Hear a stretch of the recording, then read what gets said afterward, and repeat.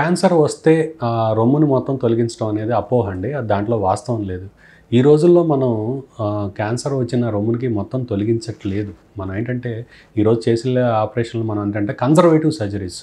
ఎంత తక్కువగా ఆపరేషన్ చేసి జబ్బును మొత్తం మనం తీసివేయటం అనేది అత్యంత ప్రాముఖ్యమైన విషయం. ఎందుకంటే ఒక స్త్రీలో బ్రెస్ట్ అనేది చాలా ప్రాముఖ్యత కలిగిన అవయవం కాబట్టి మనం ఈ రోజుల్లో ఏంటంటే మనం బ్రెస్ట్ మొత్తం తొలగించిన అవసరం లేదండి.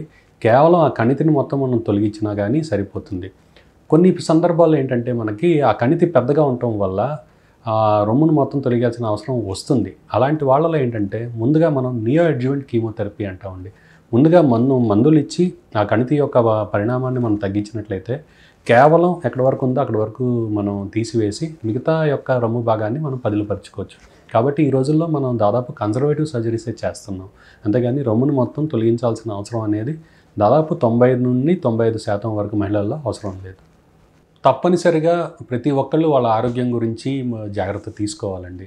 ఎందుకంటే మారుతున్న జీవనశైలి విధానం కానీ, మన ఆహారపు అలవాట్లలో మార్పు ఉంది. అంతేకాకుండా మన ఉద్యోగ సమయాల్లో మార్పు కానీ, లేదంటే మన పరిసరాల్లో ఉన్న కాలుష్యం కానీ, ఇలా వివిధ కారణాల వల్ల ఈ రోజుల్లో మనం క్యాన్సర్ యొక్క కేసుల యొక్క సంఖ్య అనేది ఎక్కువగా చూస్తున్నాం.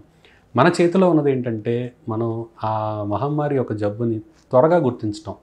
తప్పనిసరిగా ప్రతి ఒక్కళ్ళు మనం యాన్యువల్ హెల్త్ చెకప్ అనేది చేయించుకోవాలి.